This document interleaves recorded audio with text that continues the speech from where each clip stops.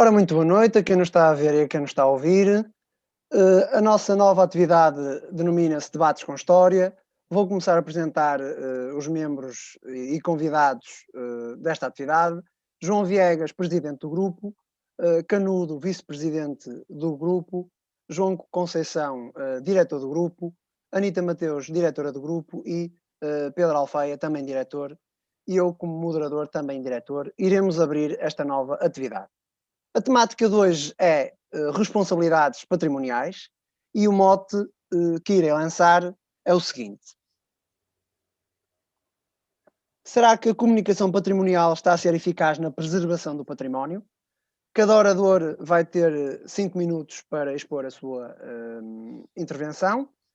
O debate tem a duração de 1 hora, dividindo-se em 30 minutos na primeira parte e outros 30 na segunda parte. O mote vai ao encontro de uma abordagem interdisciplinar e, neste sentido, eu vou começar por saber um bocadinho sobre a sua opinião com Manuel Canudo, também estudante da Universidade de Évora da licenciatura de História e Arqueologia. Manel, será que esta comunicação patrimonial está a ser bem executada? Ora, primeiro, boa noite a todos. E peço já agora, desde já, desculpa se a minha internet for abaixo, ou então se me ouvirem com cortes, é assim, os ossos dos ofícios. Quer dizer, é uma pergunta bastante interessante, Bruno, e muito bem levantada. Na verdade, acho que temos que ir muito mais a fundo e tentarmos ser também um bocado cuidadosos quando falamos dela, na medida em que isto pode nos levar para muitos lados. Quer dizer, só pelo facto de estarmos a falar em património, ainda que no imaginário coletivo, quando se apresenta a palavra, em qualquer quadro que seja, tendemos sempre a olhar para monumentos ou para o património principalmente material e imóvel. Na verdade, o património ultrapassa isso, quer dizer, o património também é imaterial, o canto alentejano, o fado, entre vários. Se a comunicação, e a tua pergunta em concreto, se a comunicação do património está a ser eficaz na preservação do mesmo. Bem, isto é uma pergunta que dá pano para mangas, porque na verdade isto exige-nos olhar para não sei quantos casos, não sei quantos exemplos. Não sei se vamos ter tempo para estarmos aqui a enunciar, até porque cada um de nós agora nesta primeira parte, e eu vou tentar ser muito controladinho, porque eu às vezes quando me meto a falar, lá se vai o tempo. Mas como estava a dizer, isto exige também olharmos um pouco para aquilo que são as várias realidades e as várias instituições, e portanto neste ponto de vista, se a comunicação patrimonial está a ser eficaz na preservação do património, exige-nos exatamente olhar para casos concretos, casos locais. É óbvio que o local aqui é sempre difícil, porque também há património que não reage só a nível local ou que não tem só impacto a nível local, mas também há muito que tem impacto a nível local. Vamos partir para a igreja que todos nós havemos ter perto da nossa casa. Provavelmente esse é aquele que tem mais impacto perto da freguesia, mas depois temos aqueles de índole nacional, o caso do fado. O canto alentejano, noutro aspecto, já é mais de uma região extensa. E, portanto, e agora ainda é concreta a tua pergunta, se a comunicação está a ter... Uma coisa que aqui eu acho que é super importante nós levantarmos, e penso que depois vamos ter mais tempo a falar sobre isto, é a forma como esta comunicação está a ser feita.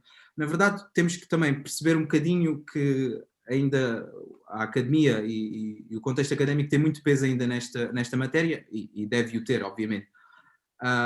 Mas também uma das grandes coisas que às vezes se critica muito dentro da academia é a forma como a universidade ou as universidades pouco dialogam com o civil, com o público e com os mais jovens, numa forma não tão académica e muito mais clara. No quadro da comunicação, por vezes podemos encontrar se calhar o mesmo, mas eu penso que isto também um dia vai alterar-se, principalmente com a quantidade de cursos que hoje em dia surgem, tanto de marketing e tudo mais. Já excedi o meu tempo, certo, patrão? Aproveitando a tua deixa e também nesta multiplicidade de definições, ia passar a palavra a João Viegas, que também tem alguma experiência nestas questões do património, até porque o nosso grupo tem tido algumas intervenções nesse sentido. Também queria saber a tua opinião sobre esta moção que eu lancei, também ao encontro da perspectiva do Manel. Obrigado, Bruno, e obrigado uma vez mais a todos e principalmente a ti, uma vez mais, pelo excelente projeto que é este de debates. Eu vou-me focar muito especificamente em património histórico e cultural, porque não estou abalizado para falar, por exemplo, de património biológico ou ambiental, como vocês queiram, porque existe imenso, uma vastidão enorme de património que pode ser protegido, e então vou apenas fixar-me do pouco que posso vir a dar à discussão. O nosso grupo teve e tem, e espero continuar a ter uma preponderância muito grande na parte de tentar proteger, ou pelo menos passar essa mesma comunicação de proteção de património, que sim, eu acho que não é e que não está a ser bem feita neste momento, pelo menos no nosso país. Não vou dizer de uma forma geral, porque acho que tudo o que seja generalizado é mau, mas maioritariamente penso que não esteja a ser feita de forma deficitária, ou seja, não vejo, quer a nível local, muitas vezes quer a nível nacional, uma propaganda ou uma comunicação efetiva, eficaz do que seja proteger o nosso património. E como o Manel também referiu há bocado, e concordo nesse ponto, depois também vai depender muito do tipo de património que nós estamos a falar, móvel e imóvel, se o património é muito localizado e se vai dizer respeito muito àquela freguesia ou àquela localidade, ou se é algo um bocadinho mais nacional. A única coisa que eu gostaria de deixar já nesta primeira parte do debate é que temos que ter em atenção uma coisa muito importante, que é o património é de todos nós, ponto. Ou seja, o património não pertence a um órgão público, não pertence a ninguém, pertence a todos nós. Ou seja, a concepção que na minha opinião torna-se um pouco errada, que é a concepção de património local. Sim, obviamente que as pessoas daquela localidade vão dar muito mais primazia àquele património, mas o património tem de ser visto de uma forma nacional, tem de ser vista de uma forma universal até. Portanto, é história, só a temos uma vez, quando for destruída, desapareceu, portanto, é nossa. E é bastante interessante, até nesta perspectiva que estão a colocar, mas sem uma boa manutenção deste património e até mesmo técnicos e profissionais que se dediquem dele, agora empurrando um bocadinho o debate já para os estudos do património, os estudos da museologia, pedi a opinião do Pedro, também aluno nestas áreas de museologia e com background de arqueologia, se nos podia dar um bocadinho o seu ponto de vista enquanto estudante dessas áreas e também seguindo um bocadinho o pensamento dos colegas. Pedro, boa noite.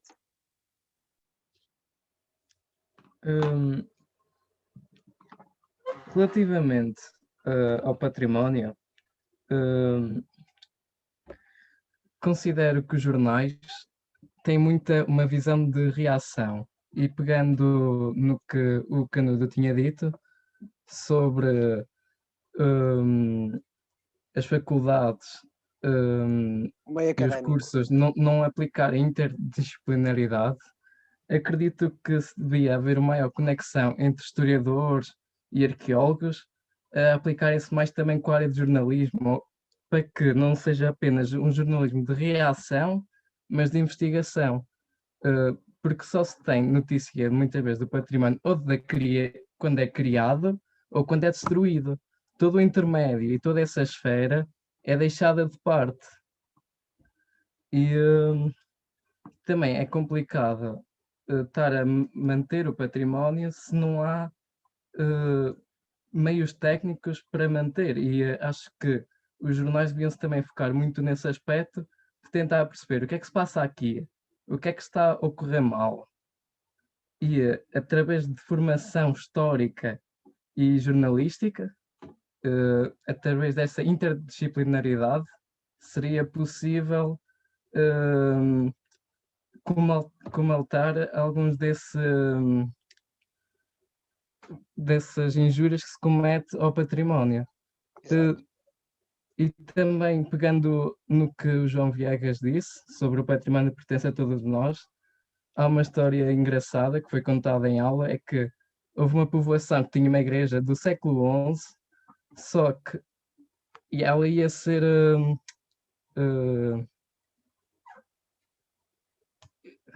falta uma palavra. Destruída, demolida. Não, ia ser remodelada.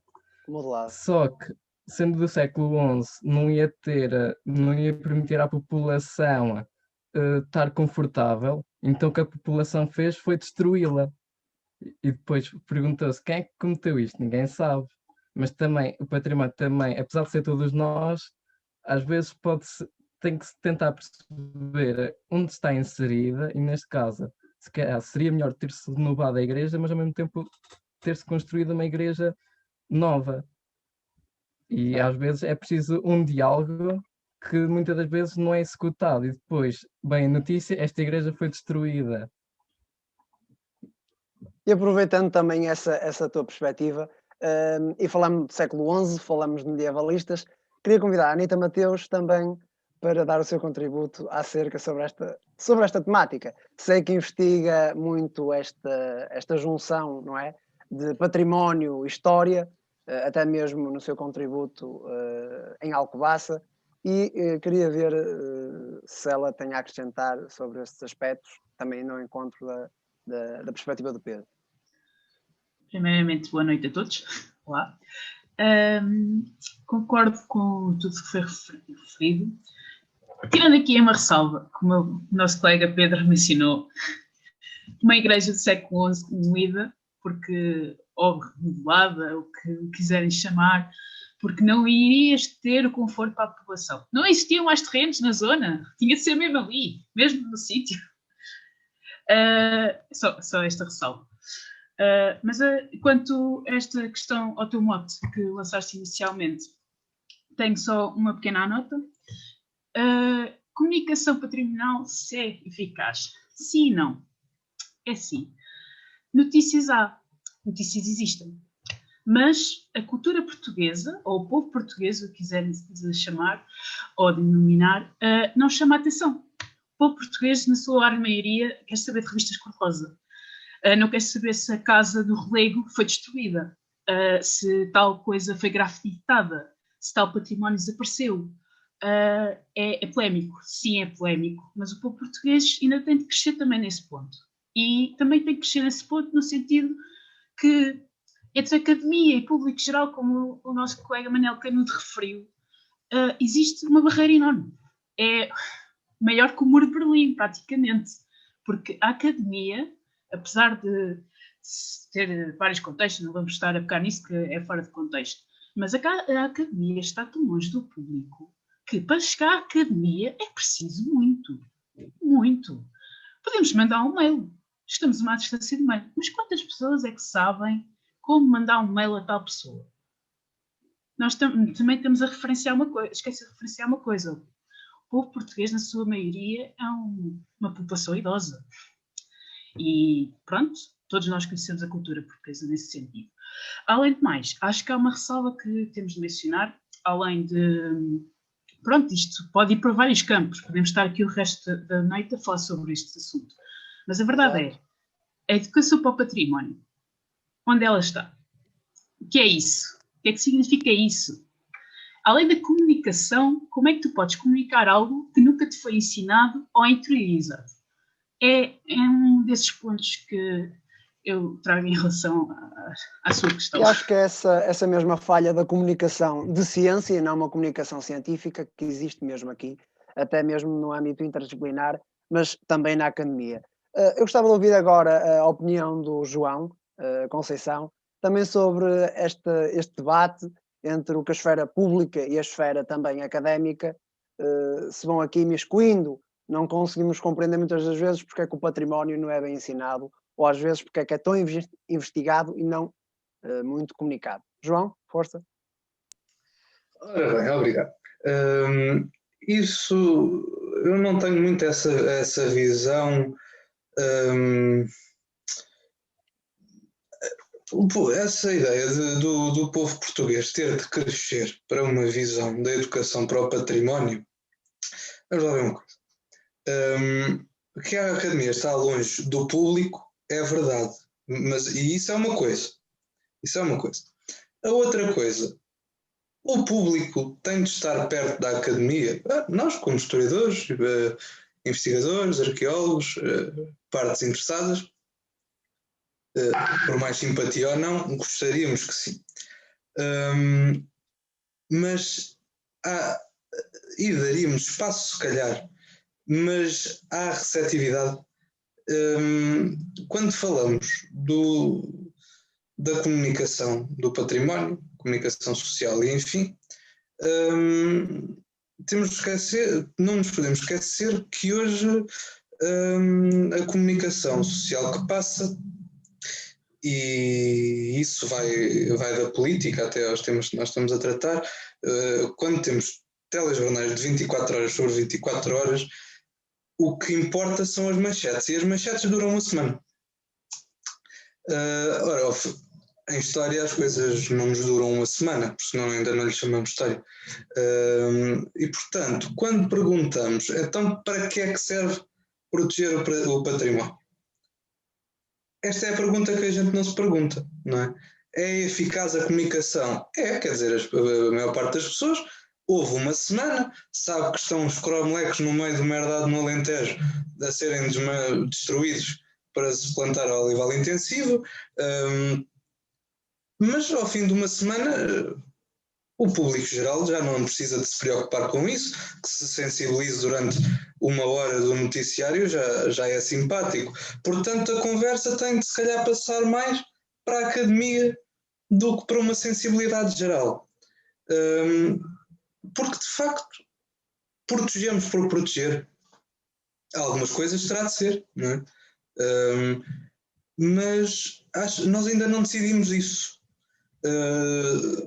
Também, por outro lado, se calhar estamos só com este diálogo há pouco tempo. Com pouco tempo posso dizer 100 anos, mas 100 anos é pouco tempo para isto. E, portanto, ainda estamos na fase de decidir o que é que protegemos, não é? E, sobretudo, em Portugal, que somos um país que se conhece relativamente bem, ou que até há pouco tempo se conhecia, quando nos chegam choques à nossa identidade que nós tínhamos tão segura, temos de nos perguntar, então temos de proteger o quê? Não é? E portanto, mais ao longo da nossa conversa, certo, já e é mesmo nesse tópico da identidade que eu vou pegar, e agora abrindo espaço a que cada um intervenha de forma livre, mas organizada. Para mim, a parte da identidade é meramente um discurso criado através de gerações que muitas das vezes não se incorpora neste processo de intermediar o património e comunicá-lo. Talvez dar a palavra ao João. Será que este discurso de identidade e da preservação do que essa própria identidade possa acatar está muito bem coordenado? As suas prioridades estão bem definidas, João? Não sei se me faço entender. Acho que sou eu, não é? João Viegas, peço desculpa. Desculpa, é só para ter a certeza. O João Conceição, desculpem, ele tocou num ponto muito importante, na realidade, que é o que é que temos de proteger, e indo um bocadinho em contra a tua questão do que é se essa identidade está realmente muito bem delineada. Não e sim. Eu tenho alguns exemplos, muito por causa do grupo também. Temos, por exemplo, e pegando também aqui no que a Anita disse, que também concordo, acho que deve haver uma educação um bocadinho maior para o que é isto da proteção do património, mas dou-vos o exemplo da ANTA do Val da Laje, que foi literalmente a comunidade local que se uniu toda para a sua proteção. Foram eles que lançaram um mote, foram eles que lançaram um alerta, mais ninguém. Este é um exemplo. Mas depois temos outro que também o nosso grupo também teve presente, que foi num mosteiro, em Santa Clara a Velha, em que basicamente esse mosteiro já estava de tal forma em que a água chegava literalmente quase ao topo da capela. Ou seja, as pessoas para irem trabalhar ao mosteiro tinham quase de ir a nado e de galochas. Resumindo e concluindo, e felizmente isso já está acolmatado e a situação já foi devidamente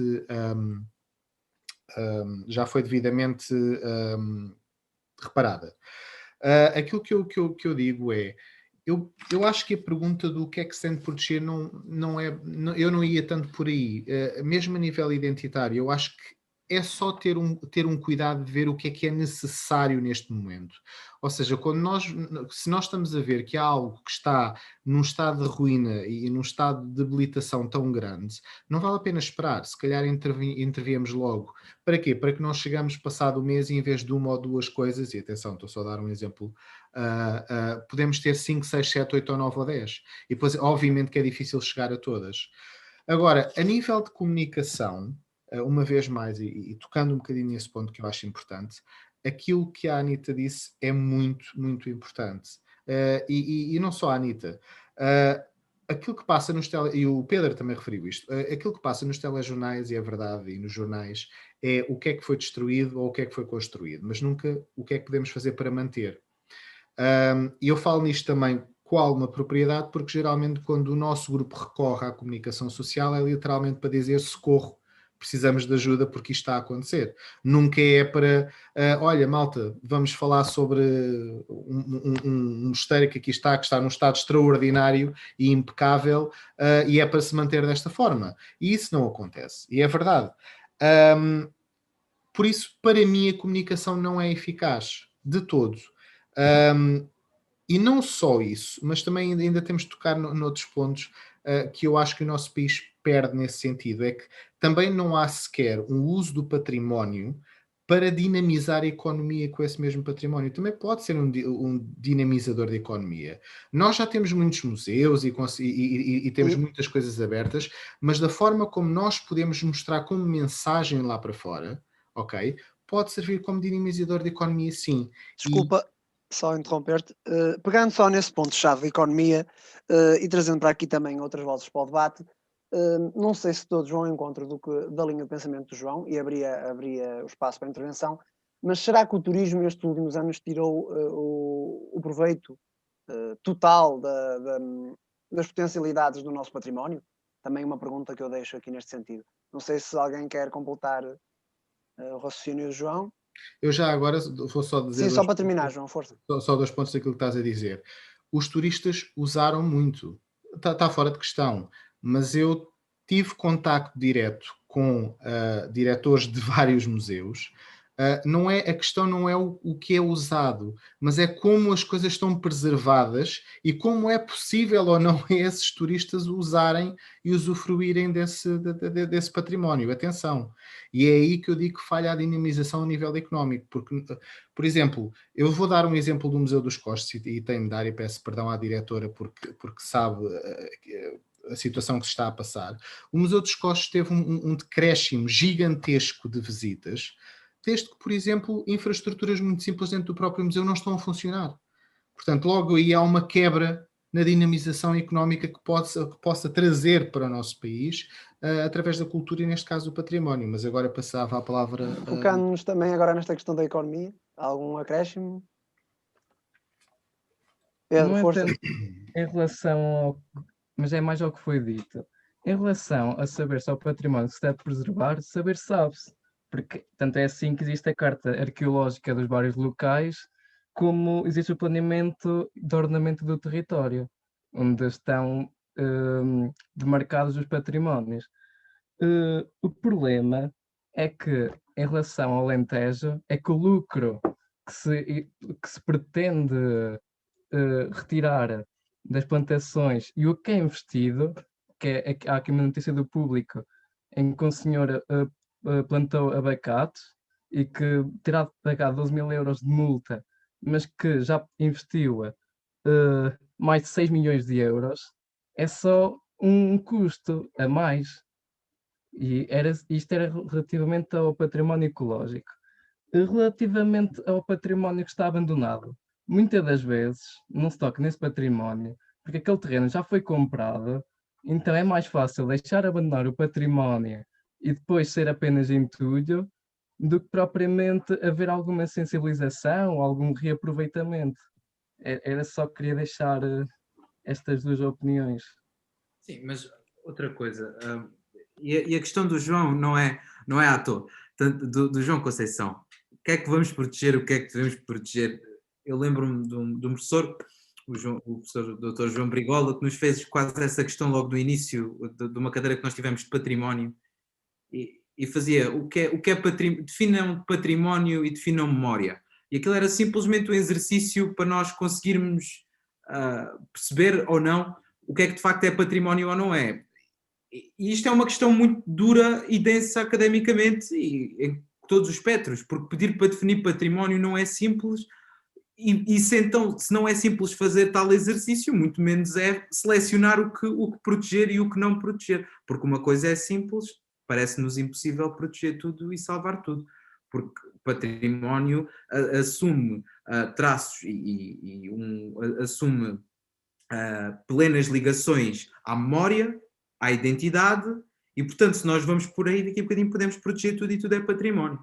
E tem que haver também uma seleção clara, e o Pedro levanta aqui isto também como a DGPC e os sites da DGPC, tudo bem, onde também podemos às vezes apontar falhas, quer dizer, que muito do património que existe não está lá marcado, mas enfim, nós também percebemos essas coisas, ou não? Anyway, como alguém diz. Estavas a querer tocar na questão económica. Eu aqui tenho que discordar um pouco do João, porque na verdade o património, como quem diz, o património englobado na questão do turismo está obviamente muito presente na marca económica do país, e isso é óbvio, independentemente se ele é bem preservado ou não. Ou há aqui outra coisa, nós muitas das vezes olhamos para o que não está bem preservado, olhamos principalmente para o que não está bem preservado, também quase por esta cultura de só olharmos para o que está a acontecer de mal. Até o Pedro há pouco mencionou que o próprio jornal é tudo feito em ação-reação, mesmo até muitas questões do nosso país podemos apontar esse dedo muito facilmente. A maior parte de projetos e tudo mais, e destas coisas, como o nosso grupo às vezes tem, é caso de ação-reação, vemos que alguma coisa está a acontecer mal, vamos tentar proteger. E quero com isto dizer que o mais lucrativo das grandes cidades cosmopolitas e aquele que atrai muita gente, é óbvio que esse também está, e convém. Não é difícil, mas e isto sim tem que tocar depois noutra questão, e também, isto também está sempre tudo em diálogo, quer dizer, nós podemos tentar desfazê-las umas das outras, elas não se desfazem. Mas na lógica económica, não só nestas grandes cidades, como principalmente nos espaços mais pequenos, aldeias históricas e tudo mais, aí sim existem problemas graves, e o João cita aquele caso de cada aldeia se une, e existem vários exemplos, e outra coisa que nós também podemos ter em consciência é que existem várias associações que também são destinadas a isso. O caso, por exemplo, e vou dar só o exemplo desta, que não pareça mal às outras, o caso da APAI, da Associação Portuguesa de Arqueologia Industrial, que também tem muita questão de interferir nestas lógicas do património industrial. O nosso próprio grupo também o faz, e essas questões também têm que ser louváveis. Agora, olhando para a lógica local e principalmente nos impactos pós-pandemia que nós vamos ter, onde o chavão das headlines, que elas passam de semana a semana, mas há coisas que ficam lá incorporadas, e uma delas tem sido a destruição dos negócios locais, a destruição daquilo que é o micro quase. E nessa lógica aí, se calhar também é importante, neste aspecto, estamos aqui a debater, virar-nos um pouco para aí. E notem, não é fácil, porque e Portugal é só um retângulo. Se fôssemos para a Espanha, se fôssemos para o Canadá, para os Estados Unidos, para onde quiserem, que já era maior, aí seria muito mais denso e a conversa seria muito mais complicada. Não vou estar a monopolizar muito mais. Vou-me interrompendo, por favor. Não, eu concordo também com alguma coisa que o Manel disse, assim, no que diz respeito principalmente... João, só um pequeno remate, depois a Anitta ia intervir. Perdão, Anitta, eu não vi que sem problema, sem problema. Não, mas tem toda a lógica que a Anitta intervenha. Ok, desculpa, João. À vontade. Sobre a questão do João Conceição, o que proteger é uma questão muito pertinente. É uma questão vaga também e pertinente. Podíamos dizer tudo e nada. Podíamos só preocupar-nos em sobreviver, pronto, o estado atual, história do tempo presente, sobreviver com as nossas condições e ignorar todo o contexto à nossa volta, ou seja, ignorar todo o património. A responsabilidade era pouca, não é? Sim, exatamente. É muito fácil virarmos as costas aos problemas e viver através disso. Simples. Mas claro que também não podemos viver num mundo utópico e acreditar que tudo vai ser protegido. Peguemos no património que está em terrenos privados. Isso está em mãos em particulares. O destino daquele património está nas mãos dos particulares. Dou-vos um caso que ocorreu aqui perto de mim, em Alfizarão, a zona de Alcobaça, para quem não conhece. O terreno era particular e a casa foi abaixo por mão particular. O Estado não pôde intervir. A Junta de Freguesia interviu e guardou a janela do tempo de Dom Manuel I e está conservada na Junta. O resto do edifício foi abaixo porque os particulares o queriam. Estou a compreender? Também é essa questão, a tal faca de dois gumes, certo? A questão económica. Vamos lá ver uma coisa. Temos de pensar em dois ciclos. O país, nos últimos anos, tem vivido, basicamente, em grande parte, à volta do turismo. E os turistas, pelo menos acho que falo por todos, quando nós vamos a algum sítio também gostamos de ver edifícios históricos, ver o que foi construído, o que se passou por aquelas terras, o que deixou de acontecer, pronto. Histórias e histórias. Mas também temos de ver que existem muitos edifícios históricos, monumentos, que foram aproveitados para atividades. Há muitas câmaras que estão inseridas em edifícios históricos. E esse edifício manteve-se e conservou-se. Graças a isso. Podemos visitá-lo? Não, a menos que vamos tratar alguma papelada à câmara. Pronto. Mas está ali. No exterior está conservado. Porque tem lá a câmara. Mas uma questão é, e se o serviço público não estivesse inserido nesse edifício? Será que o edifício até hoje ainda estava lá? Será que estava tão bem cuidado? Tão bem pintadinho e arranjadinho? É uma boa questão também. Agora, também uma questão que o Manuel levantou foi, existem várias associações para a defesa do património, em várias regiões. Acho que cada um de nós consegue nomear pelo menos uma, além da nossa associação. A questão é, que força é que essas associações conseguem assumir? O que é que elas podem fazer, além de protestar, além de mandar, como nós funcionamos, para a comunicação social? Porque lá está. Não é só a nossa área, a história, o património, a arqueologia, que tem as suas falhas. O jornalismo também tem. Se começarmos a falar de várias áreas, vamos encontrar pelo menos uma falha. E temos que pensar também por aí. O que podemos fazer mais e melhor nesse sentido? Errar toda a gente erra. Mas agora é identificar e mobilizar e tentar fazer mais. Pronto, é nesse sentido. Eu acho interessante até nessa perspectiva, porque vou inserir mais uma variante para a nossa conversa. Eu e a Anita falava de histórias e histórias. E, a meu ver, acho que é preciso sempre uma boa história para sustentar sempre estas lógicas de preservação do património, o processo de storytelling. Na vossa perspectiva, acham que esse storytelling é bem executado pelas entidades públicas que preservam ou não este património? Para acabar a ronda de há bocadinho, que ainda faltava eu, e pegava nisso. Força, João, força. O que eu disse há pouco não foi de estamos num caso de desespero e vamos lá apontar 5 coisas que vamos salvar e outras 5 que vamos passar. Isso também é uma relação com o tempo.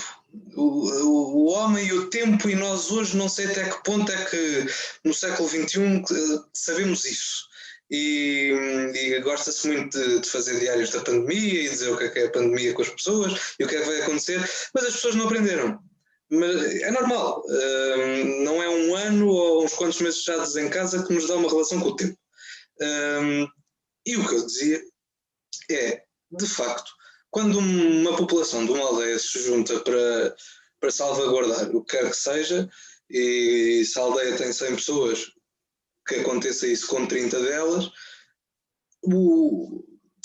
é assim, em que medida é que a memória coletiva recorda, não é? Agora, para pegar no que tu, Bruno, introduziste, é que recorda o acontecimento histórico, e mais para puxar para as lendas e para os mitos, ou o património que guarda. Lá está, não é? Falávamos há pouco, o Pedro introduzia a ideia da igreja. Ora, nós não nos podemos esquecer que durante quase sempre, as igrejas não tinham bancos, não é? As igrejas não tinham bancos. E nós, o nosso imaginário desde pequenos, é as igrejas terem bancos e nós estarmos sentados no banco da igreja quando vamos à igreja. Ou então a igreja que no século XVIII vem ouro do Brasil e o magnate lá da província faz um altar em talha dourada e pronto, e nós aceitamos. E hoje se calhar tiramos a talha dourada e vemos que está lá por trás um retábulo, mas isso é o tempo dentro das coisas e o tempo dentro das pessoas. E o Mircea Eliade dizia uma muito engraçada, que era: o tempo é abolido pela imitação dos arquétipos, e portanto nós, quando preservamos qualquer coisa, é para puxar essa imitação de arquétipos, dessa realidade que nós só atingimos com a repetição ou então com a nossa participação. E, portanto, aí acaba por ser... eu estou seguro, quer dizer, uma localidade, e puxamos sempre para o espaço mais rural, mas também já se passa aos meios urbanos. Uma localidade que tem a capela pequenina com o orago, de facto tem uma memória coletiva que a puxa muito mais a preservar aquela capela. De repente aparecem umas moedas romanas debaixo de uma pedra numa quinta, a memória não é a mesma.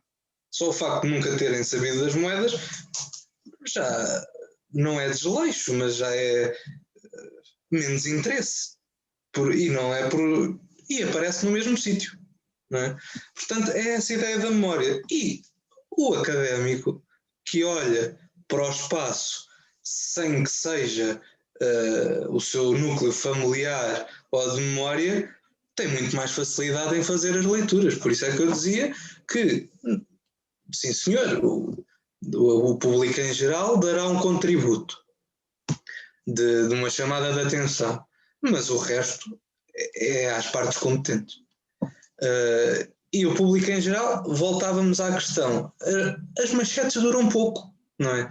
A ação-reação, isso dura muito pouco, dura umas semanas.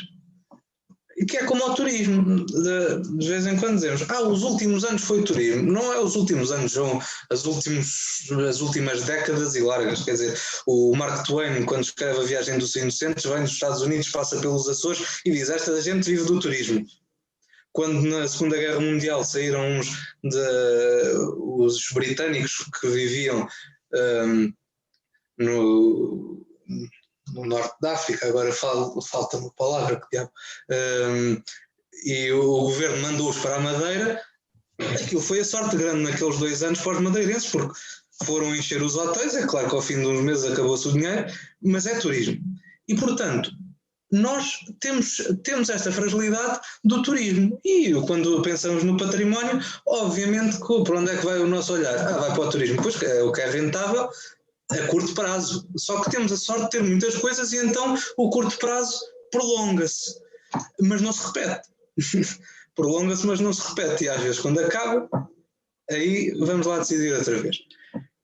Quanto às casas, de facto, e o exemplo que a Anita deu é basilar, porque não sendo um edifício de grandes dimensões, mas nós hoje a coisa que é mais fácil é corrermos aí as imobiliárias da internet e vemos solares e solares e solares, e para não falar de terrenos, mas de solares, que é o património mais material, que estão em ruínas, não é?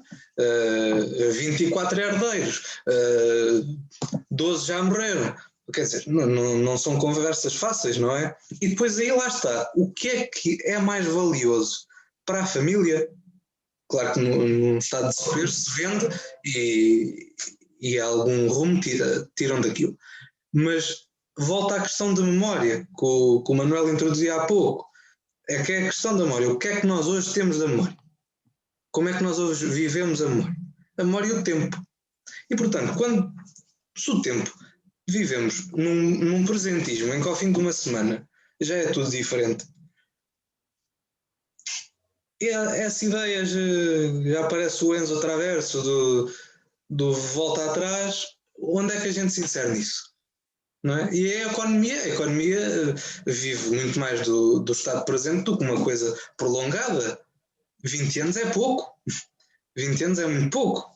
E portanto, se pensamos numa coisa há 20 anos, achamos está salvaguardado. Mas 20 anos passam e vamos lá pensar nisto outra vez. Abria agora também o debate nesta perspectiva da memória, do passado, também de uma unidade coletiva que afinal não é tão coletiva quanto isso. Sim, João, puxar o Legoff para isto era espetacular. E principalmente com aquele grande calhamaço que eu tenho quase certeza que todos tiveram que ler pelo menos em fontes ou assim, da memória e história. Mas para além de tudo isto que é enunciado, e continuo a dizer que estamos-nos muito a focar no material e no imóvel e no grande, e principalmente num ano que o património foi tão marcante de 2020, porque parecendo que não, e aqui ainda se nota mais uma vez, como isto ainda nem entrou no nosso diálogo aqui, eu gostava de o introduzir, mas aqui também se nota um pouco isto que nós estamos a falar, desta cultura cultura de curto prazo. As eleições de 4 anos, os relatórios semestrais, o Bolonha também é um exemplo disso, enfim, podemos citá-las, as manchetes, enfim. A questão da destruição de estátuas, um assunto tão polémico no quadro académico, no quadro historiográfico, onde surgiram 7.000 artigos de opinião, uns contra, uns a defender, e nesse aspecto eu acho que é muito importante levantarmos isto da memória coletiva e principalmente no diálogo entre a memória coletiva e o património público, o património visível e o património que dialoga com qualquer um que passa naquela rua naquele dia. Portugal não é tão reacionário nesse aspecto, ainda que também tivesse alguns exemplos do tipo de manifestações da Black Lives Matter. Portugal não foi tão reacionário nesse aspecto como aconteceu, por exemplo, aí para os teus lados, João Viegas, onde atiraram aquela estátua ao mar e tudo mais, e principalmente também nos Estados Unidos, onde também aconteceu. E agora, como é que nós devemos interpretar estas questões de património? Chamar-lhes umas aberrações e estão a destruir o nosso património fofinho, lindo, e isto é património. Eu espero que nós não vamos entrar muito por isto aqui, ou senão vamos ficar aqui mesmo muito tempo e depois o Bruno vai ficar chateado, e isto depois não sai para o ar que depois dá muita chatice. Mas quer dizer, isso próprio é manifestação de memória. Isso próprio também vai, um dia devemos ter que estudar, ou pelo menos explicar a alguém, ou pelo menos devemos nos lembrar disto. E isto já está, ou vai se incorporar nesta questão de memória coletiva, ou numa memória a curto prazo. Mas quero com isto dizer que o património dialoga sempre com o coetâneo. Isto é simples e nós podemos instrumentalizar não sei quantos casos. Podemos ir buscar o Estado Novo, que fez as exposições do mundo português e que agarrou no património numa forma de exaltação nacional.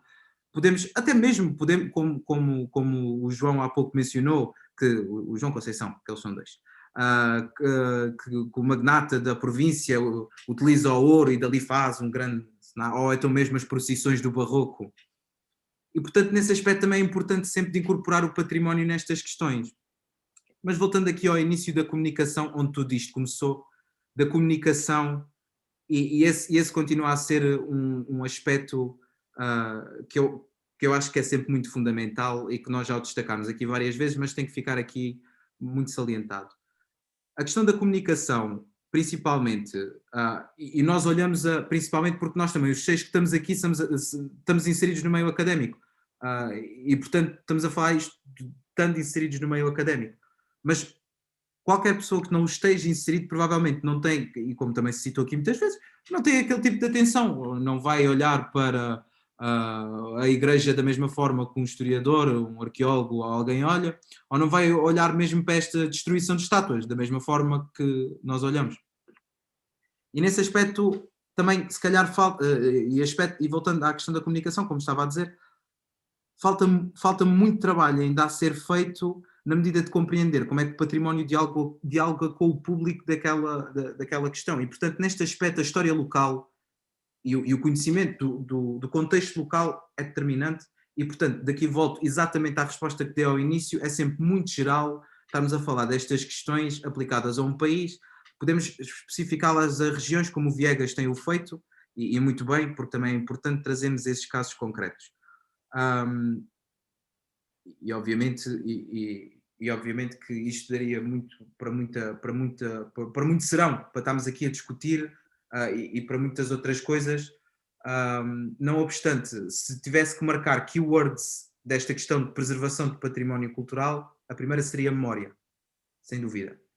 E na verdade nós ainda, a historiografia hoje em dia já começa a olhar para a memória com outras coisas e temos assistido a vários congressos e a várias questões muito interessantes de estudo de memória, quer seja através da memória oral, mesmo para historiadores de contemporânea e para sociólogos, onde o próprio coevo, a própria pessoa representa a memória e portanto é uma fonte para ser estudada e investigada. Isso eu acho que é uma questão espetacular para estudos de história contemporânea. E para mais do que sem ser contemporâneo, nem só para a história, mas já que isto se chama International History Students, aplicamos à história.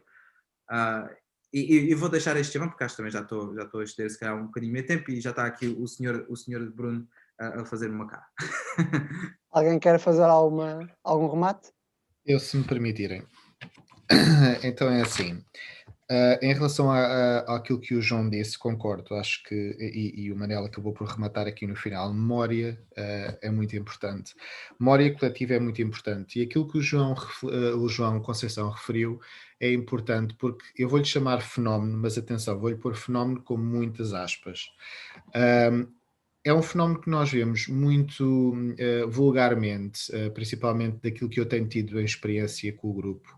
É muito mais fácil estas pessoas de meios e de comunidades mais pequenas, que como o João, por exemplo, referiu, conhecem aquela igreja muito bem ou conhecem aquele pelourinho muito bem, etc., moverem-se e unirem-se para a proteção daquele património, daquele objeto, daquele monumento, seja daquilo que for, do que nós vemos em localidades muito mais alargadas ou ambientes muito, muito maiores. Portanto, sim, a memória é importante. Tocar na situação das estátuas, acho que isso era pano para mangas e tínhamos de estar aqui. Aliás, o nosso primeiro à conversa foi literalmente sobre isso, portanto recomendo a irem ver. Eu aí muito rapidamente não introduzia tanto a componente de memória, porque nós estamos a falar de uma reação a algo que aconteceu e não podemos dizer que, por exemplo, aqui em Inglaterra, os miúdos que não tinham mais de 16 anos que jogaram aquela estátua, por exemplo, no Rio, tivessem a noção da história daquela estátua. Portanto, não existia memória, existia uma reação. Mas isto são panos para mangas. São de memória, existe um estereótipo de memória. Não estamos aqui a definir se essa memória é historiograficamente correta ou não. Não, mas naquele momento não existe uma memória, Manel. Naquele momento existe uma reação. Com um monólogo e a fazer assim é um colonialista. Logo, exatamente. Aqui a questão é ter em atenção o ímpeto, porque é que isso foi feito, ok? É o seguinte, eu sou completamente a favor, só para esclarecer aqui, não da destruição de património. Não tenho problema nenhum em dizê-lo. Agora, aquilo que aconteceu foi uma ação-reação. Não podemos estar aqui a confundir memória histórica ou memória do que aconteceu. Não, aquilo foi um trend que aconteceu, derivado de uma situação específica que aconteceu e que tomou proporções. Agora, memória histórica, e eu percebi que tu não estavas só a falar de memória histórica, histórica, Manel, mas não teve nada em relação à memória histórica. Ou pelo menos muitas das pessoas não tiveram. Algumas até acredito que sim, mas muitas não tiveram. No que diz respeito à parte da mensagem e tudo mais, eu vou só dar um exemplo, que eu acho que é um exemplo que tem tanto de bom como de mau, só para se calhar resumir tudo isto. O nosso grupo esteve envolvido com o projeto Brancamp. Para quem não conhece, fica no Barreiro, a Quinta Brancamp. E basicamente tem muito e neste caso vai tocar muito no património industrial, que era uma quinta que pertencia a privados, neste caso, à família em questão, e foi comprada pela Câmara, porque como estava em ruínas, na altura foi comprada porque a Câmara achou que devia pertencer à população e já que estava em ruínas e estava num estado lastimável, então a Câmara achou que havia de fazer a compra dessa mesma quinta para proteger, manter, e eles já fizeram ideias muito giras com os moinhos de maré e etc. no Barreiro, que foram espetaculares. O que é que acontece? Mudam-se as políticas, mudam-se as vontades. Ou seja, aquela quinta foi comprada, foi adquirida, a ideia era preservá-la, mudou-se de política e de câmara, e neste momento querem vendê-la por, acho que são 2 milhões e qualquer coisa, para fazer uma espécie de um resort, que eu tive acesso aos planos. É tudo muito giro e muito mais fácil, não é? Mas aqui temos duas situações importantes em termos de resumo. A primeira foi quando a primeira Câmara se dispôs a comprar aquela quinta para trazer aquele património a domínio público, ok? Aqui houve boa comunicação, as pessoas sabem do que é que aquilo se trata, a maior parte dos barreirenses, porque está muito bem explicado, portanto cá está, houve boa comunicação, ok? De repente temos o inverso, temos uma nova Câmara que prefere, não, isto estar agora aqui a gerar, e a Anita, por exemplo, deu um exemplo de algumas casas senhoriais ou alguns palacetes, seja aquilo que for, a serem câmaras municipais neste momento. A própria Quinta Brancamp poderia ser usada para tal, para um museu, para aquilo que quisessem, preservando-a. E não simplesmente vendendo, olha, agora destruam e façam o que quiserem, não é? O que é que aconteceu? Neste sentido, e pelo facto da população ter tido uma comunicação muito boa e estarem bem informados daquilo que se estava a passar, gerou-se um movimento de tal ordem que a própria população conseguiu colocar a Câmara em tribunal, embargou a venda, que neste momento ainda está tudo ali muito em águas de bacalhau. O nosso grupo tentou e foi para a frente e está neste momento no processo e está a correr bem para a classificação da mesma quinta, como património nacional, mas isto tudo para tocar na questão do Bruno. A comunicação é vital, é tudo. Se calhar se aquela população do Barreiro não entendesse o que é que foi aquela quinta, para que é que serviu e o que é que aquilo era, se calhar ninguém tinha intervido. De um ponto, João, para passarmos já a palavra. Perdão?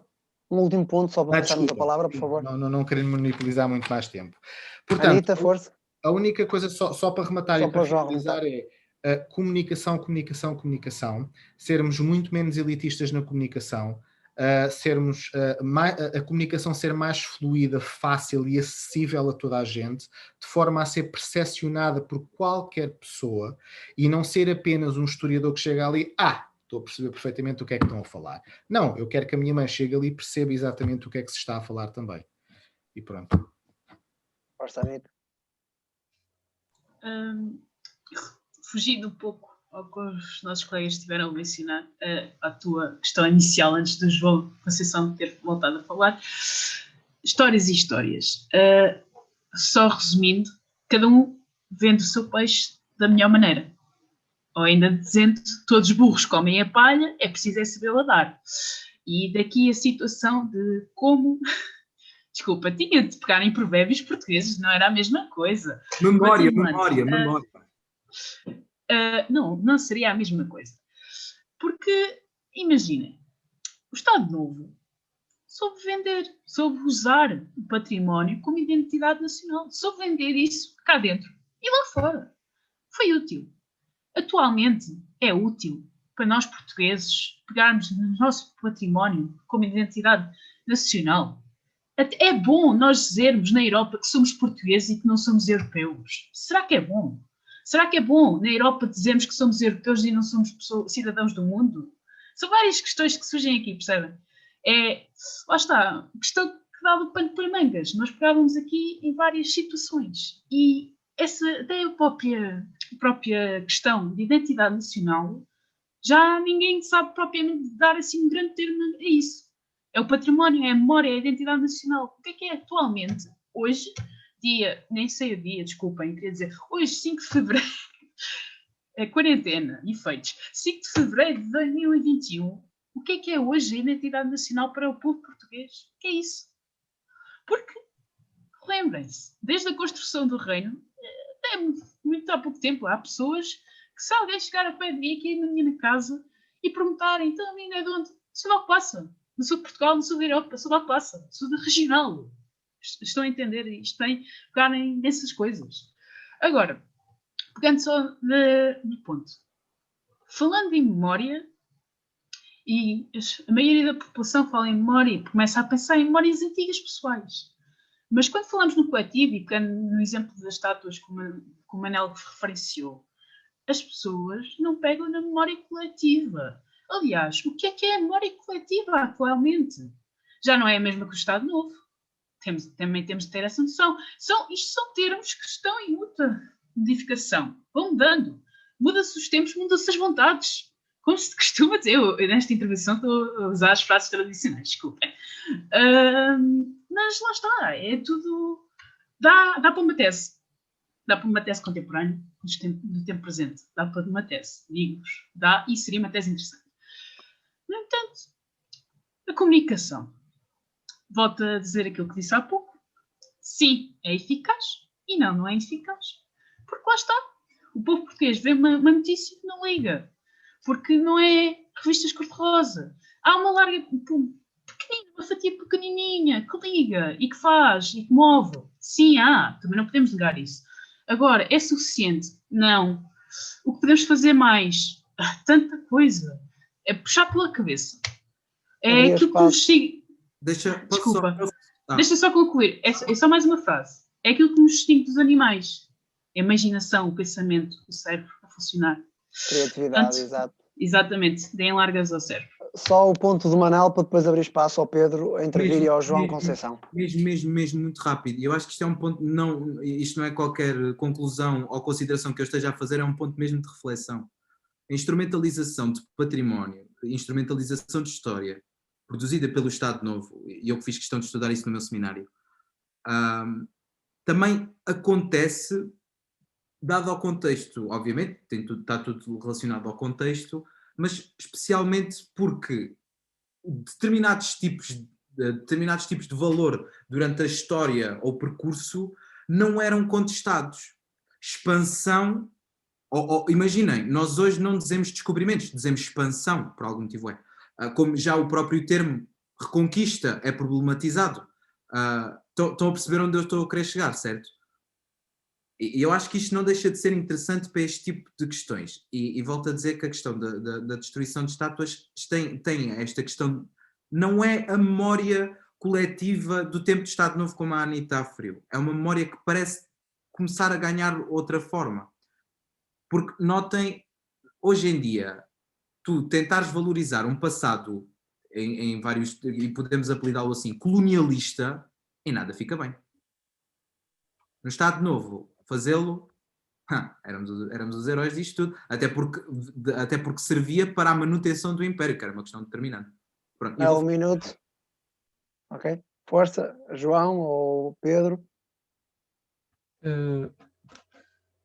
Pegando no que o João Conceição disse, sim, confirmo, estou de acordo sobre o que nós nos recordamos são os arquétipos do passado.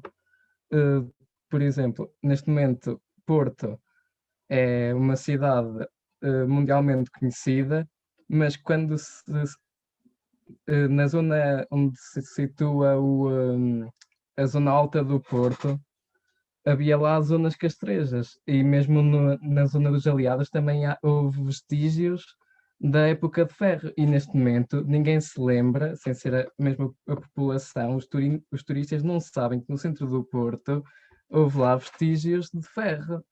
A zona da Pena Ventosa. Exato. Por acaso não me lembrava bem do nome.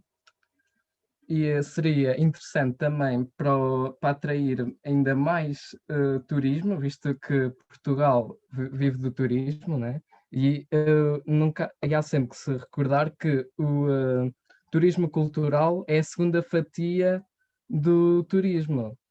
E em 2020 o turismo continua a render, mas já mais ligado para o interior.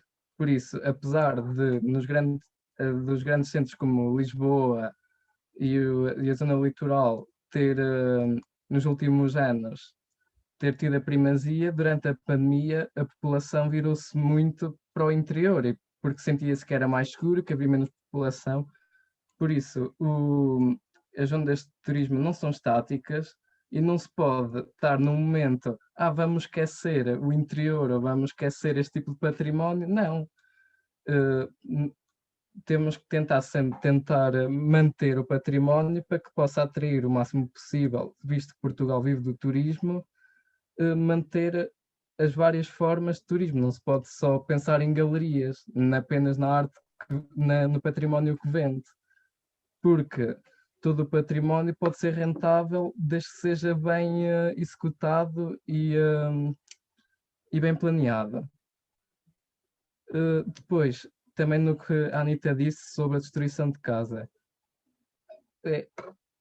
poderá realmente acontecer que parte do património seja destruído, mas é importante que durante essa fase haja um estudo monográfico exaustivo para que essa memória desse espaço não seja perdida e que até se possa reaproveitar, ou mesmo alguma estrutura ou a janela que neste momento se encontra na Câmara podia ser reaproveitada para a casa, porque haverá sempre algo que poderá dar mais valor ao património que se encontra edificado ou na própria memória. E em segunda, sobre a estátua e sobre todo aquele processo, não dando a minha opinião se estou de acordo ou não, visto que todo o património se vai alterando com o tempo e é às vezes o reaproveitamento que algum dado património foi tendo ao longo do tempo que dá esse valor, é que, conforme diz Freud, a massa é extraordinariamente influenciável e crédula, é crítica, o improvável não existe para ela. Por isso, às vezes, quando se está num momento com bastante efervescência, em que no calor do momento uma pessoa segue a corrente e às vezes nem se sabe. E às vezes é ter um travão e pensar, calma-se, o património serve mudanças, mas também temos que ver e ponderar muito bem. É sobretudo isso. Obrigado. E por último, só queria acrescentar. Sim. É que às vezes há formas de pensar de património que às vezes nem estamos bem à espera. Nos países nórdicos houve já igrejas que foram reaproveitadas para discotecas ou para fazer um skatepark, e nós só pensamos em construir resorts ou hotéis e se calhar conseguimos aplicar para muita diversidade de projetos. Certo. Por isso acho que as palavras da ordem deveriam ser comunicação e reaproveitamento de património. Obrigado, Pedro. Desculpa a pressa, mas é uma questão de tempos. João Conceição? Para não nos levar muito tempo, é assim, o grande problema disto é que nós acabamos por estar aqui todos mais ou menos com opiniões, algumas diferentes, outras a caminharem pelo mesmo sítio, mas de forma não tão semelhante. Mas é uma coisa, o problema do historiador, o pecado original do historiador é um quase basilar, que é nós fazemos mais perguntas do que damos resposta. E as pessoas o que querem saber querem ter respostas, quer dizer, querem saber quantas vacinas é que vão chegar, quantas vacinas é que se perderam, quantas pessoas é que já estão vacinadas, para dar aí os exemplos do dia. E portanto, isto volta ao tempo, mas para não ser repetitivo, quando falamos, de facto, a destruição das estátuas é uma coisa que, tendo marcado o ano passado, era preciso, tinha sido um bom momento, se calhar não tanto por estarmos uns mais afastados do que outros e uns dos outros, mas tinha sido um bom momento para, aqui enquanto academia e da academia de passar para fora, de pensar outra vez, de facto, essa identidade. Porque nós muitas vezes usamos o chavão do Estado Novo, quer dizer, mas o Estado Novo, quanto muito, se inventou, mais copiou. Quer dizer, o que primeiro falou inventou o viriato, foi só um dos primeiros presidentes da República de Portugal, não é? Portanto, essa utilização, de facto, dizia a Anita e bem, era útil. Tinha um propósito, como o ser humano tem um propósito, não é? Somos gratos por podermos ter assim uns momentos de divagação e de refletir sobre coisas que depois, de facto, na prática, não precisam de dar, lá está, resultados, de dar respostas. Então fazemos as perguntas. E isso não é acessível para... E aqui não entram condições culturais nem educativas. Não é acessível, não é necessário para muita gente. E de facto, em Portugal, nós não somos reacionários. Bom, de facto, a reação... Nós somos reacionários, mas porque não fazemos ações. As ações são sempre os outros que fazem. Nós gostamos muito de fazer igual ao que faz. Gostamos muito de falar da salvação do pinguim que está em extinção, e gostamos muito de fazer cópias do que está a acontecer nos Estados Unidos, mas que diabos, os Estados Unidos já têm no Smithsonian, já têm uma ala sobre o atentado ao Capitólio. E nós mudamos. Lá está. Mudam as memórias. De facto, mudam as memórias, mas a instrumentalização da coisa, e isto agora é que precisava... Minuto, João, se faz favor. Certo. Pegando outra vez do que é o historiador, de dar mais perguntas, de fazer mais perguntas do que dar respostas, quer dizer, o historiador não se instrumentalizou há muito tempo, instrumentalizou-se no século XIX. Portanto, quando nós criamos uma identidade, naturalmente que ao fim de 100 anos dessa identidade, se calhar já não é propriamente aquilo que nós somos, não é? O Carlos do Carmo chateava-se nos fados das pessoas baterem palmas. Já a Amália tinha a esperteza de, enquanto cantavam um fado sério, metia lá o malhão no meio. E aí as pessoas já podiam bater palmas à vontade. E isso falta-nos. E, enquanto academia, às vezes somos frios o suficiente para não meter o malhão. Mas depois percebemos que, então, onde é que as pessoas reconhecem? Porque para o historiador, de facto, proteja-se tudo. Proteja-se do castelo até à calçada. Exato. Mas para quê? E é neste mundo de pós-verdades que eu agora ia finalizar o debate, dando apenas só 1 minuto, 2 no máximo, a cada um para fechar as vossas linhas de pensamento. Começava então pelo João Viegas e depois acabava no Manuel, se fosse possível. Eu vou ser muito rápido, 1 minuto ou menos até. Só pegando no ponto inicial, que era a comunicação. Pontos finais para mim comunicação é muito importante. Não elitista, pelo menos o máximo possível, para poder chegar a todos.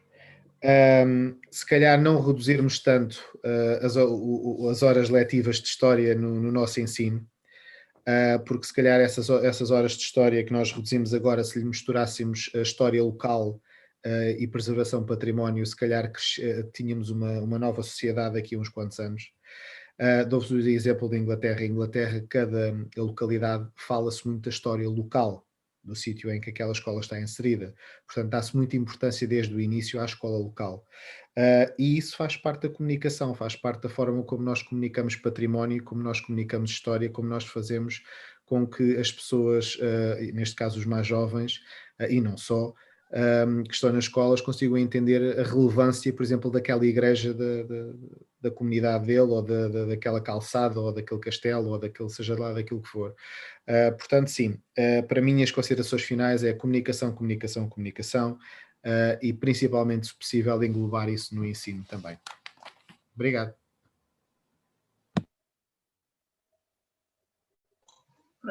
Eu falo eu. Só para concluir, então, mais comunicação e melhor comunicação. Pronto, não vou pedir coisas utópicas, mas acho que é uma coisa simples. Em termos de ensino, em Portugal, neste caso, mas formas no ensino, principalmente no ensino da história, os programas em história não são revistos nem modificados há bastante tempo. E quando são modificados é para retirar mais, não é para acrescentar mais. Não vamos entrar em polémicas em reformas nas disciplinas de ensino de história, mas é um ressalvo.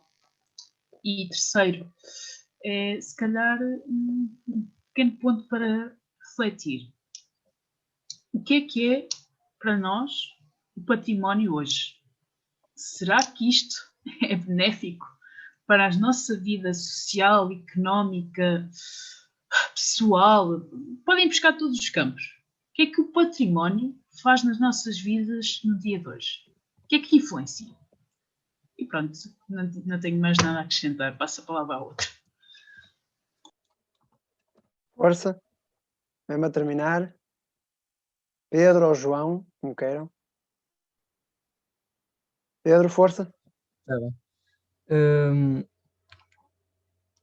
Como o João tinha dito, o importante é a comunicação e, sobretudo, a interdisciplinaridade para permitir que também se tenha uma visão alargada de quando sair a notícia e não apenas ser uma notícia de reação, mas que, de alguma forma, tenha um fator de investigação muito antes a que alguma situação esteja a decorrer e que meta em risco o património, ser mais preventiva. Acho que também deveria ser a palavra de ordem, a prevenção. E, por outro lado, é a própria renovação do património, não apenas estar ligado àquilo que era, mas também àquilo que poderá ser. Obrigado, Pedro. João?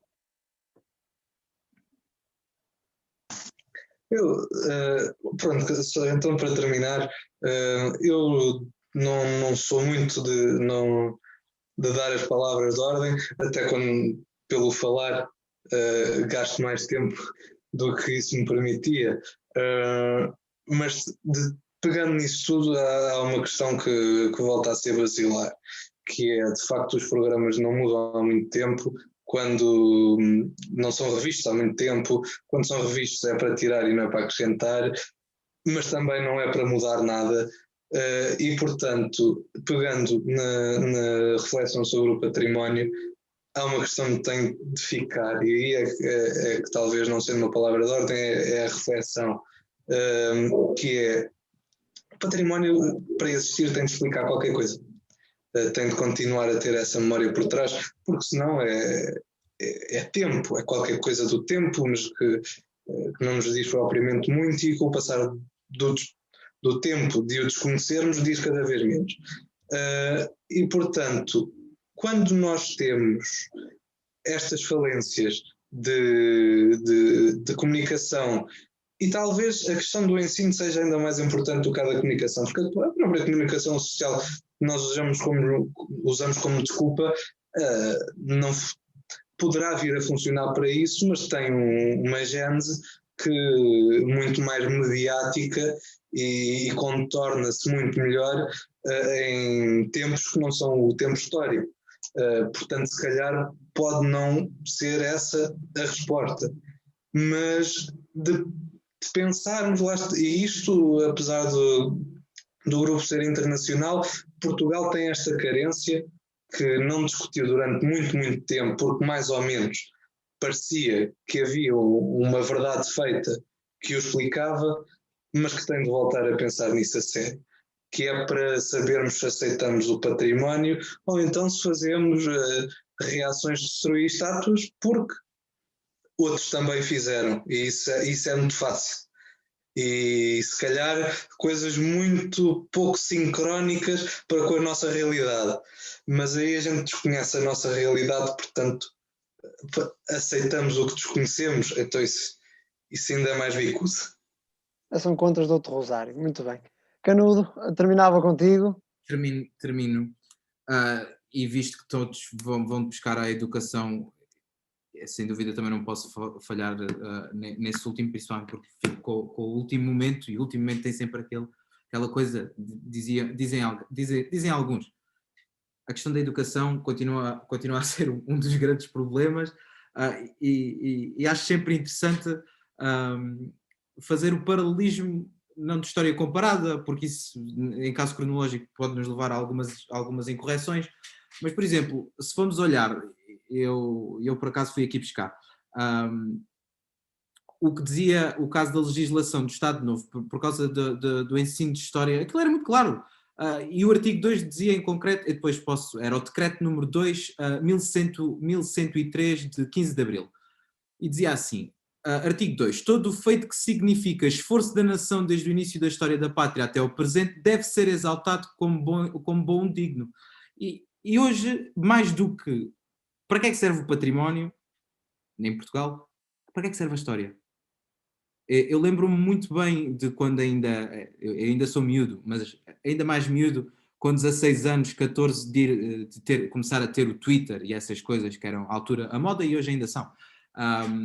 E de ver aquelas discussões, aquelas guerras frias que existem no caso do ensino secundário em Portugal, que é os burros de humanidades que têm a história que aquilo não serve para nada, e os inteligentes de ciências que têm a matemática, que é horrível, difícil, mas que dá dinheiro e que serve para o sucesso. E acho que isto se calhar é um bom ponto de reflexão, não só, e que junta uma catrefada de coisas. Memória, história, educação, simultaneamente comunicação, e parece-me para mim fundamental, e isto provavelmente fica aqui para o Bruno, não com este painel, que este painel é chato, mas com outro painel de oradores assim jovens, porque as perspectivas jovens também são sempre muito importantes, ainda que sejam um pouco valorizadas às vezes, de problematizar e discutir para que é que serve a história hoje em dia em Portugal. Qual é a sua utilidade? Pública? Prática? É só para dar dinheiro para centros de investigação? Ou é só para dar dinheiro aos investigadores? Ainda há dias, e nós sabemos disto, os investigadores são pagos com o dinheiro público. Qual é o seu papel? Ou então, pelo menos, o seu papel é dialogado e todo o contribuinte que paga o seu ordenado conhece a função deles? Ou para que é que eles estão a trabalhar? E fica assim só este ponto de interrogação. Obrigado. Obrigado eu pela vossa intervenção. A temática foi, de facto, património, mas ela é muito transversal e é esta interdisciplinaridade que eu queria e que também quero para esta atividade. Antes de finalizarmos, agradecer a vossa participação, mas também a quem nos está a ouvir e a quem nos está a ver, e rematar todo este debate com o ponto que o Manuel tocou, da questão das humanidades. Quem me conhece sabe que eu sou um acérrimo defensor, e é mesmo para isso que este tipo de atividades serve, para consciencializar não só o público que nos vê, mas todas as pessoas que eventualmente se interessem ou que sejam da área e que ultrapassem muito esta área, que fiquem cientes que estas problemáticas são sempre importantes e que a construção do dia-a-dia, do nosso dia-a-dia, do próprio civismo e da cidadania, também passa por estas reflexões. Por refletirmos aquilo que encontramos ao nosso redor, para refletirmos o que é que a nossa comunidade, como é que ela se comporta. E acho que, não fazendo propaganda, as ciências sociais e humanas, incluindo a história, os estudos de património e todas estas temáticas que falamos neste debate, são as mais difíceis, porque elas estudam o homem e a mulher no espaço e no tempo. E acho que isso é, comparado com as outras ciências, isto não é desvalorizar, é só mesmo para fechar o debate em grande, como costumavam dizer certas pessoas, são os exercícios intelectuais, mas também exercícios da própria civilidade, da própria cidadania, mais difíceis de se realizar. Com isto fechava o debate, conto com a vossa presença e com a vossa assiduidade para os próximos debates com história. Obrigado a todos, obrigado a vocês, se isto não seria possível. Obrigado.